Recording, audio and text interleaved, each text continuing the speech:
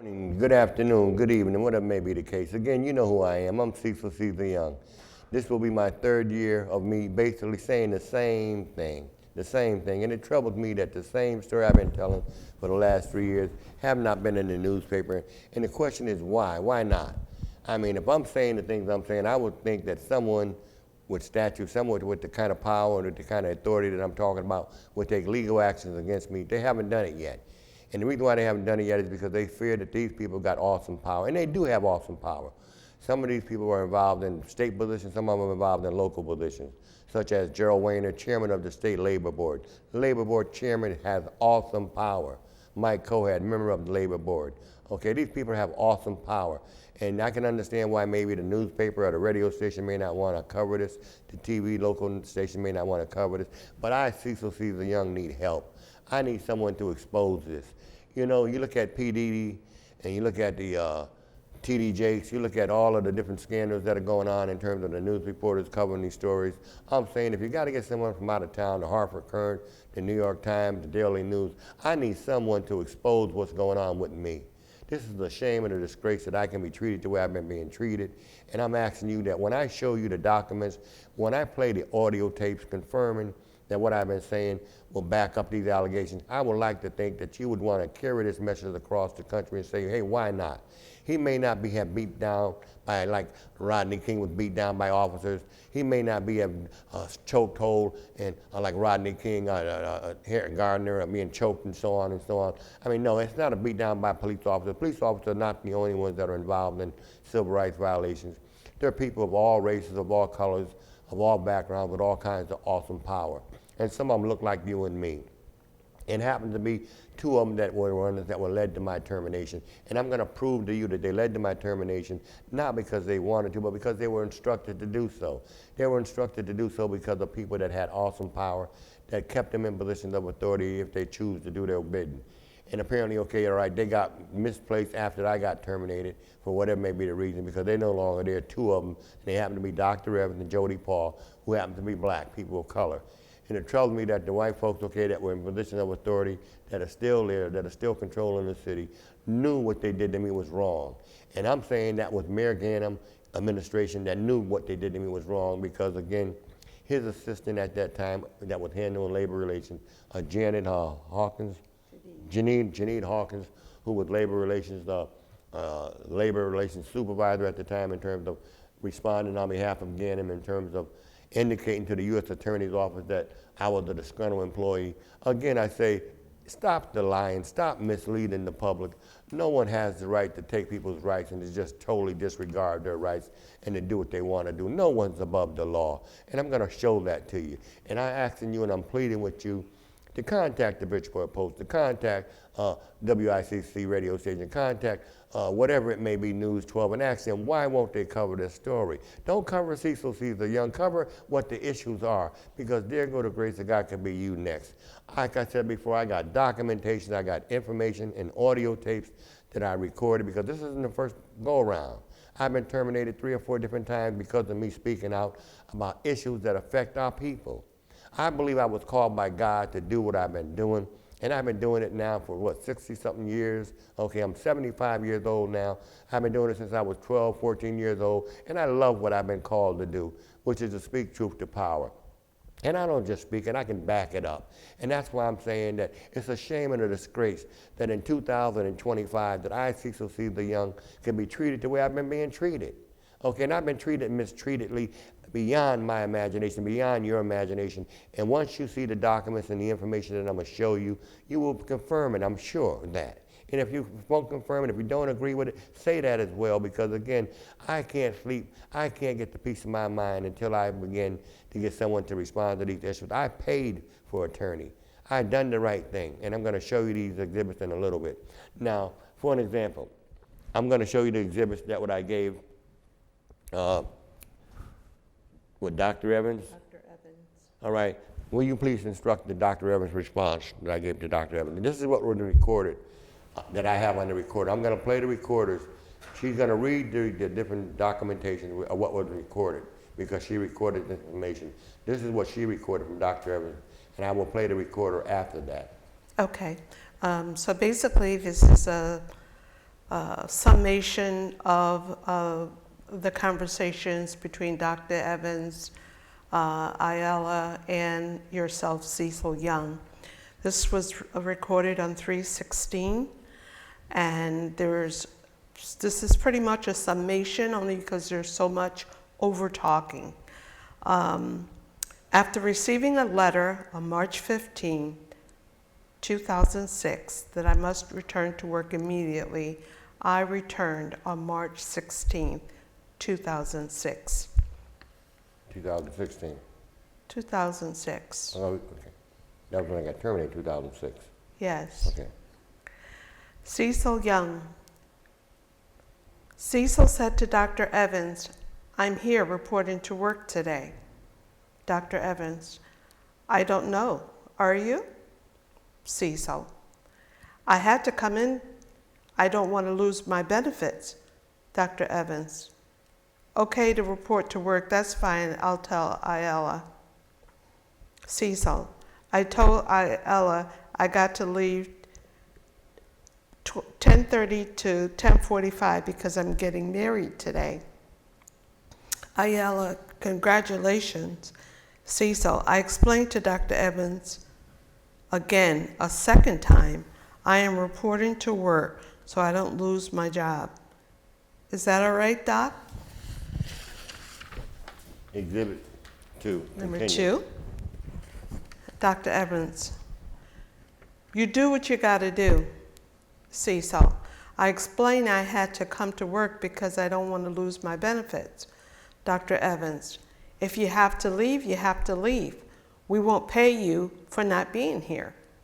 Cecil, "I said I don't want you to pay me for not being here. I've got to leave around 10:30 and get flowers and pick up my wife at 12. I mean my fiance, all right?" Question mark. Dr. Evans, "I hear you, Mr. Young." Cecil, "You hear me? You agree, is that all right?" Dr. Evans, "No. You're supposed to work for your hours till 12. If you gotta leave, you gotta leave." Cecil, "I told Dr. Evans the letter told me I better return to work." Dr. Evans, "That's what Labor Relations said, you have to report to work." Last page.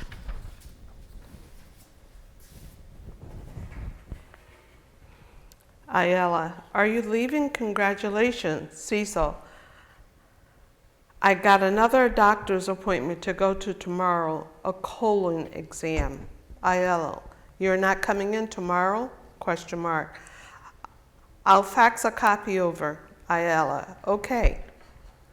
On 3/27/2006, Cecil asks Ayala, "Did she know they fired me Monday?" Ayala responds, "Did I know? No." Cecil, "I said to Ayala, I wonder why she didn't say anything at all to me about it." Ayala, again, "Because I didn't know." Okay, now what I'm going to do is play Dr. Evans' remarks. This is going to confirm what you just got to speaking with this mic.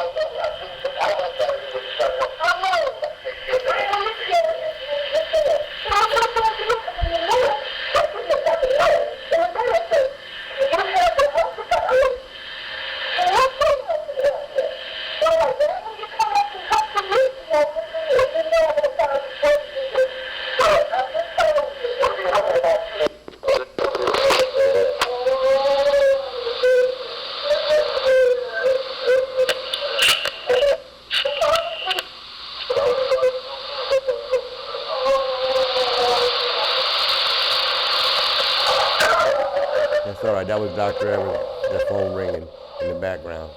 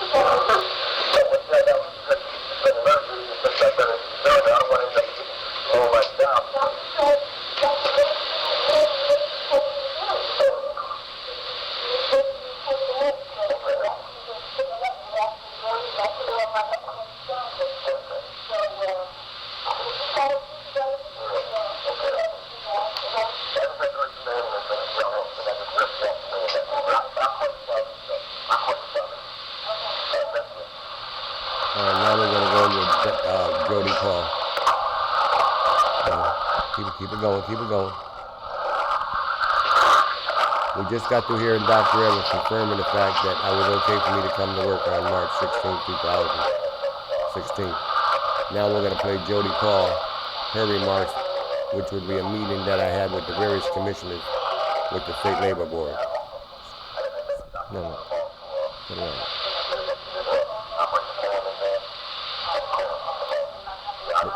That's me telling Dr. Evans, Secretary, that I'm going for a polling exam, so let's finish up that part.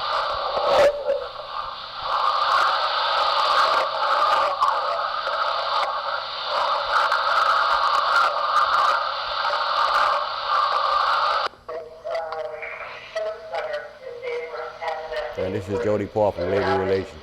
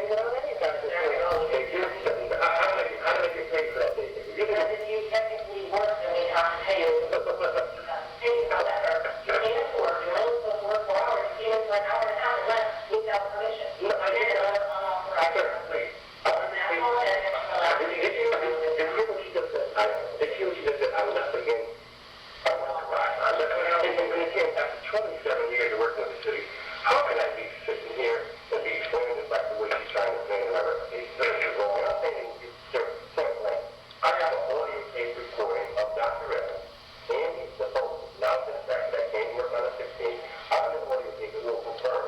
It will say, here's how I am. I showed up on that day, on the 16th. Good morning, Dr. Evans. Good morning, yeah. I thought this wasn't work. Okay. So it wasn't working. I said, what's the tape?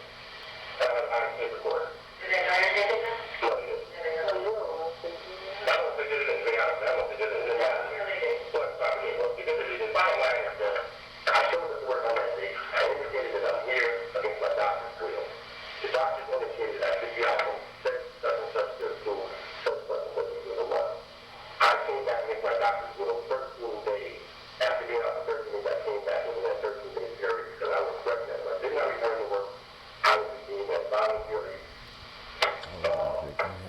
Resign. Because of that, I feared I would lose my benefits, lose my job, my years of service. I came back to work. I came back to work as a doctor as I'm here. But at 12 o'clock, I have to leave. At 10:30, I have to leave because I'm going to get married today. You know, I'm going to get married today at 12 o'clock. Joe Gannon is going to be married at 12 o'clock. I asked Joe that day before that. Marry me, Paul, marry me. He didn't do that. At 10:30, I told Cecil and Dr.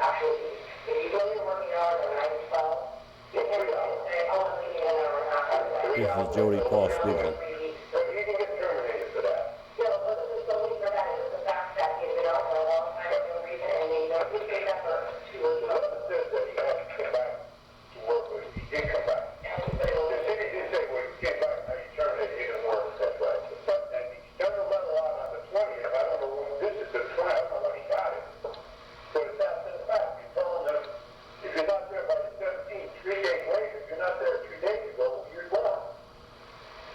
You're an attorney.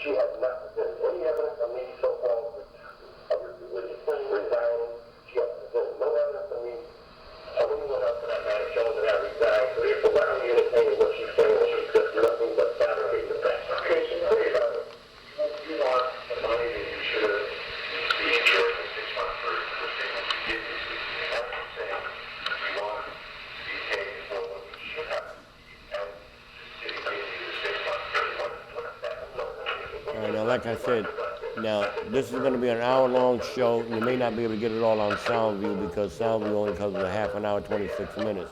But if you go to YouTube, you'll be able to download this whole show for a whole hour. I'm going to give you the rest of the show, which will continue on. So what you're not going to get right on SoundView, you will get on YouTube. Because I want you to get all the evidence as to why this stuff needs to be pursued. Because it could happen to anybody, and somebody should do something about it. Now, for the Assistant Attorney General Mitchell to make this complaint on my behalf, okay, based on, this is the Assistant Attorney General Mitchell who made the complaint on behalf of Blumenthal, the Attorney General at the time, okay. He showed here that there was fraud committed by Mike Cohad, Gerald Weiner, Albert Murphy, all the above committed fraud, violated my civil rights, okay, all right. And this is why I think, okay, this is the gentleman, he did his job, okay, all right. And here's the labor board who lied to cover up all of the above. Now, I accused Albert Murphy, who was the chairman of the labor board, lied, conspired with the city, and got paid, committed fraud, having unnecessary hearings on matters that was either our matter. Mike Cohad, look at Mike Cohad's name right here. All right, Mike Cohad's name right here, got paid again. All right, Mike Cohad committed fraud. And what troubles me is that these people got so much awesome power that the state of Connecticut, okay, and people just afraid to deal with them. You know, I paid Attorney John Williams in West Haven, New Haven, $10,000 to represent me in court. Attorney John Williams was supposed to represent me in court. I gave him $10,000. He never showed up in court, not one time. I'm saying not one time. $10,000. I'm sorry, let me make them finish the tape. I said I was trying not to talk.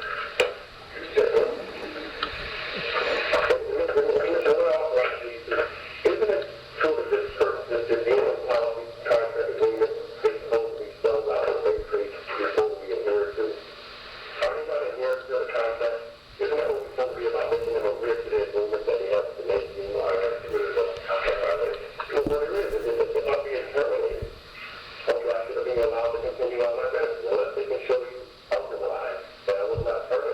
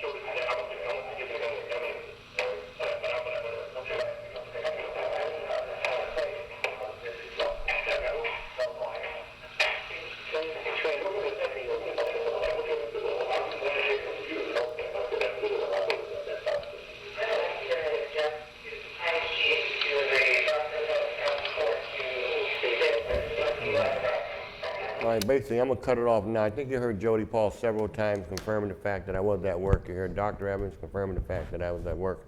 And that's why my plea is to the governor, what's his name? Lamont. Governor Lamont. Please look at this matter. The new judge that you just appointed as the Chief Justice for the state of Connecticut, he happens to be black. Not just because he's black, okay, you appointed him because he's black, because of the politics, because of the nature of his politics. But the bottom line is that, why just appoint someone black if he's not gonna do what's need to be done, which is to do the right thing? And I'm pleading with you, Governor, to have this judge, you yourself and your chief administrator, look to see if whether or not Gerald Weiner, Albert Murphy, Mike Coe had violated the public trust by taking an oath saying that they would be fair and impartial. I'm going before the City Ethics Commission tonight at City Hall at 6 o'clock. They have complaints about the Ethics Board in the city of Bridgeport for years about not really being responsive as they could have been for years and years. And it's not totally their fault, because they are appointed by elected officials, by the mayor. And the mayor has the power to get them to go along regardless of whether or not the person that they're complaining about is right or wrong or not. And that's what's so sad about it. I'm even almost saying that at this point in time, I think what needs to be done is that our city attorney needs to be in an elected position. The city attorney in Bridgeport needs to be an elected city attorney who will have to have responsible and be fair and impartial, okay? Because damn this always, the police department, okay, they're always right, the city government agencies are always right. No, we have people that are sitting in high positions that are violating the public trust, like Dr. Evans and Jody Paul, as they did. And to have Gerald Weiner, Mike Coe, who was sworn in by the state legislator, who was sworn in by the governor, whomever the governor was at the time, to have Gerald Weiner to be there that long for 19 years, and for me to accuse them of committing fraud, and to say to the Chief Justice and to say to the governor, okay, please investigate these allegations. If you can investigate fraud in Bridgeport by unelected people, grassroots neighborhood folks, and go through the extreme about passing laws about what they so-called did pertaining to absentee ballots, which you'll be talking about next month. Talk about this kind of corruption of lawyers, people with power, people who took oath, people who know right from wrong. Don't use little grassroots folks and to try to make them an example of so-called correcting injustices, correcting crime. Let's correct crime by dealing with those of them that make the law. These are lawmakers. These were lawbreakers, and they committed the law. And no one's above the law. And I'm saying to Mayor Joe Ganim, you said give you a second chance. You want your license back. Well, I want my job back. I want my reparations back. And I may not get it, okay, while I'm living, but I want it to be given to my kids and my family and my wife and to my elders. I want it to be given to them because you violated the public trust and you allowed it to go on, Joe Ganim. As the mayor of the city of Bridgeport, you had the power to change right from wrong. Regardless of whether or not you were part of the wrong that started it in the beginning or not, it was wrong, and you know it now, and you knew it then. You're a lawyer. You know right from wrong. If anything I said here, I can't back up. I said to you, and I say to everyone else that I talked about, sue me, Cecil the Young, if I said anything about any of y'all that I can't back up. Now I've given it all to you in black and white, and I'm pleading with some of y'all to contact the Bridgeport Post, to contact WICC, to contact News 12, and to contact Channel 7, and to contact the Hartford Courant, and to contact people that have a right to want to feel like people's rights deserve to be protected. We are in the United States, not a communist state, the United States. And I'm pleading with you. I paid my attorney, John Williams, $10,000 to represent me. He never showed up in court, not one time. And the judge threw my case out of court. Threw my case out of court after I paid this lawyer $10,000, attorney John Williams. If I'm lying, tell John Williams to sue me. Why won't somebody please sue me? Huh? I'm going to ask to have this be played at my funeral or my home going because it's a damn shame that I can be treated like a slave in 2025. And I'm saying to our elected officials, black, white, Puerto Rican, Jew, what have you, Republican, Democrat, Independent, or otherwise, shame on you. And you say what Donald Trump is doing, what is going on around the country, and some of those of y'all that do not like what he's doing, and I may not like a lot of what he's doing as well, but I say he's doing what he feels like he got the right to do because we laid back and allowed him to get the power to do what he's doing. And I say shame on you. Just like they did to Emmett Till, her son, who was beat to death down south because he whistled at a white woman down south. And they caught him and went to his mother's grandfather's house and pulled him out of the bed in the middle of the night, a 12-year-old young brother, okay, and beat him to death and killed him. Beat him so bad that the funeral director told his mother, His body looked so bad. He was beat up so bad. Miss Till, do you sure you want us to show him? She said, yes, I want to show him what they did to my son. I want to show them how bad they beat my son. They beat him like he was nobody. They beat him like he was a dog, like he was a slink, a piece of meat. Shame on America to allow the same kind of injustice to go on in 2025. And I'm saying to America, everyone, anyone who has the right, the power to say right and wrong, please judge me based on the evidence I presented to you. I showed you a lot of things that I've done over the years. Why? Because I cared about people of all color. And I'm saying to you, black, white, Jew, Puerto Rican, what have you, and I have no problem saying that. Because I wanted to always know what it was like being persecuted, being accused. Now I know about the Innocent Project and about those of them that have spent 20 and 30 years in jail for crimes they never committed. Well, I never committed this crime. I came to work. You've seen the evidence. Where's the grand jury? The mayor got 3 or 4 lawsuits that are now going on against the city of Bridgeport, against other city officials whose rights were violated. Stop this nonsense. Taxpayers should not have to be forced to have to pay for corrupt officials who, if because you don't tap dance to their will, they douche you and they do what they want to do to you. Huh? No, we in America. Huh? Not Russia. So I'm pleading with you, America. Those of you who might have heard this show, pass it on that I, Cecil Young, said, I need your help. I need your support. I'm going to keep on talking. I'm going to keep on walking until my justice comes. I'm fighting for my rights. I have a right to fight for my rights. You have a right to fight for your rights. And I'm saying to you as an American, we don't have to be out there in the streets in front of somebody's storefront protesting, raising Cain and protesting and making noise. I'm in a studio, a public studio, and thank God for Soundview Media. Otherwise, I would be in front of somebody's storefront yelling and screaming about what they did to me. And I say, thank God for God allowing me to be able to be in this studio to show y'all what they done to me, what they done to my family.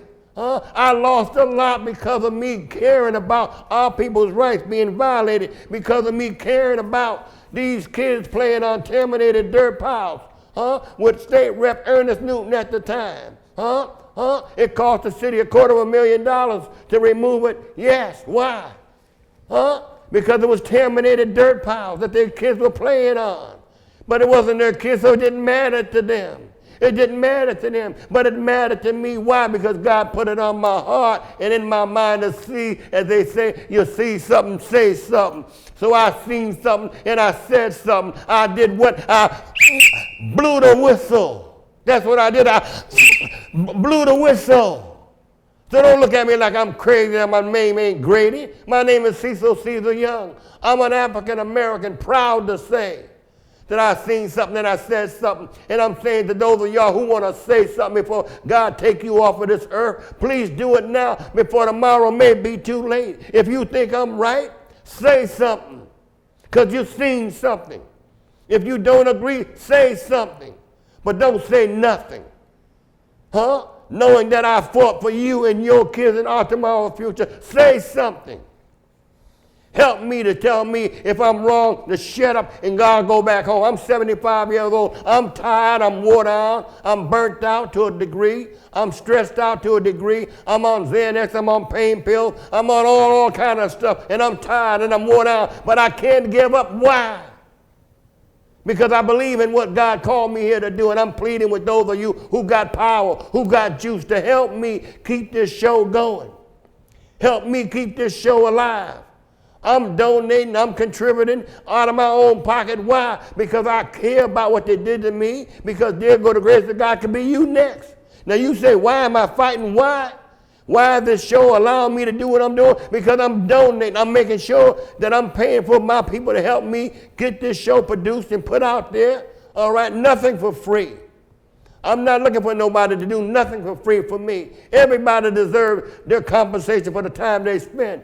And I'm doing my part. And I'm saying as an American citizen, as a taxpayer, as a homeowner, I have no problem in doing so because I thank God for this studio. Without this studio, I would be out on a corner yelling and screaming and people saying, what is he talking about? What is he saying? Now I got an audio, I got a video, I got a documentation that you can go to YouTube and say, I'm going to download what Cecil the Young been saying, what he been talking about, and seeing if he really been saying something that need to be heard. If he really saying something that we can do something about. I'm saying if you're an elected official, black, white, Puerto Rican, Republican, Democrat, independent, it ain't about either or. It's about right and wrong.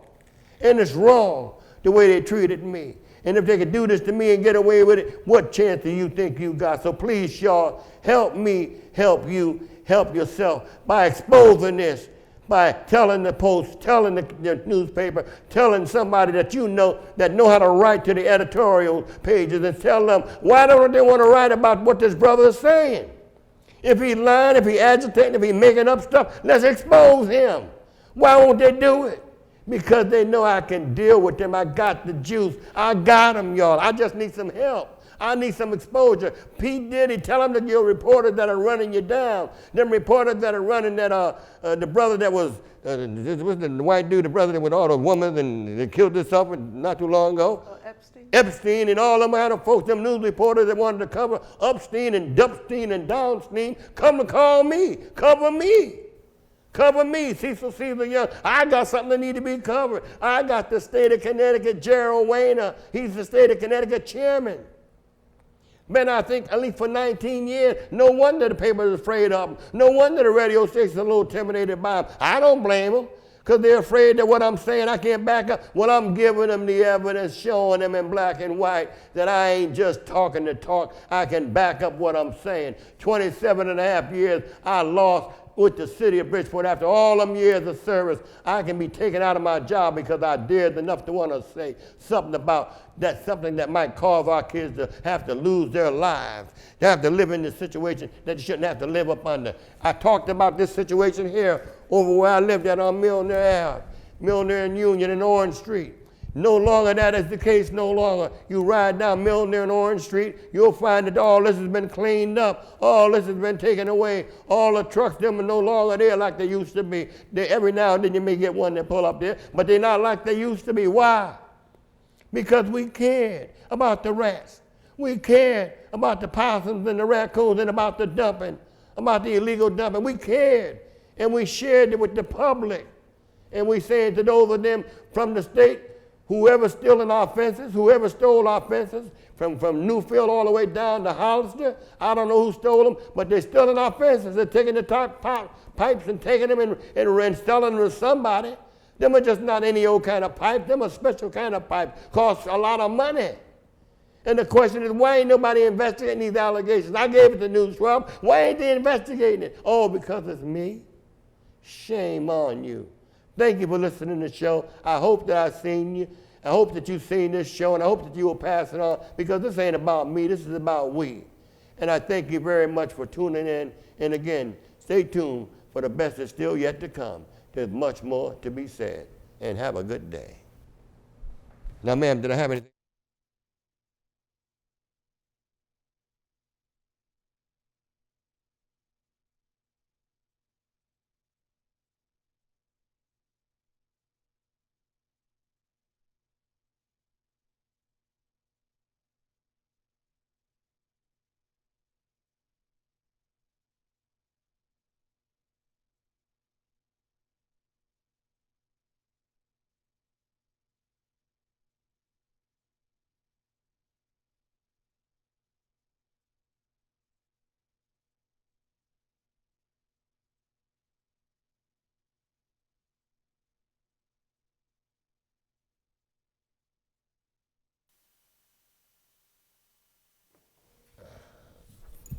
Jody Paul, first one.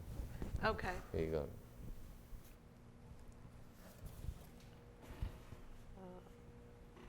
The first one, the last one. Yeah. Okay. All right, go ahead. Okay, this is also a summation of the recording that you heard on The Mediation and Arbitration Board.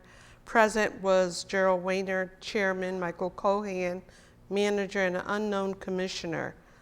That was for the state side. On the city side was Jody Paul, City of Bridgeport Labor Relations, Cecil Young, the plaintiff, and Patricia Young, wife of plaintiff. Okay, Jody Paul, I'm not being facetious, but in terms of that day, you never said I'm coming back to work that day. He came in for an hour and a half. He left that day knowing your work hours were 9 to 12. So apparently she was talking to you and the board with those comments. They were fully aware of what she was saying. Yes. So, long story short, the notation, you said, but I thought I didn't return to work. Cecil, for 3 hours. Jody, with the fact that he had been out for a long time. Unknown Commissioner, yes, but he didn't get terminated for that. The letter dated March 20th, 2006 said he wasn't back by the date you are deemed to have voluntarily resigned, which he did comply.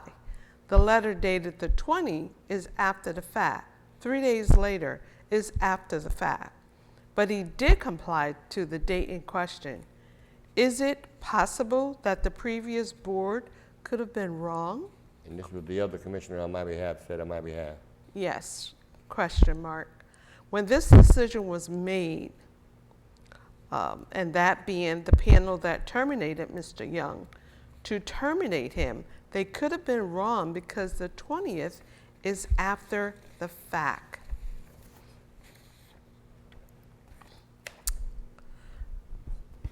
Second page. Evidence.